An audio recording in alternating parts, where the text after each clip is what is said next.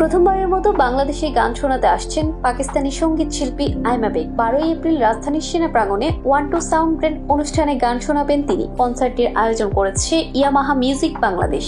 শনিবার এক ফেসবুক পোস্টের মাধ্যমে আয়োজক প্রতিষ্ঠান আইমার কনসার্টের বিষয়টি নিশ্চিত করেন। আয়োজক সংস্থা গণমাধ্যমকে বলেন, 1-2 স্ট্যান্ডের ব্যানারে দেশের শিল্পীদের নিয়ে নিয়মিতই কনসার্টের আয়োজন করা হয়ে থাকে। এবারের আয়োজনটি আরো বড় পরিসরে করা হচ্ছে।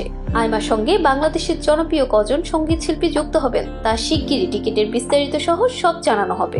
2016 সালের পাকিস্তানি সিনেমা লাহোর সে আগেতে প্রথমে প্লেব্যাকের সুযোগ পান আইমা। প্রথম সিনেমায় 3টি গানে কণ্ঠ দেন তিনি।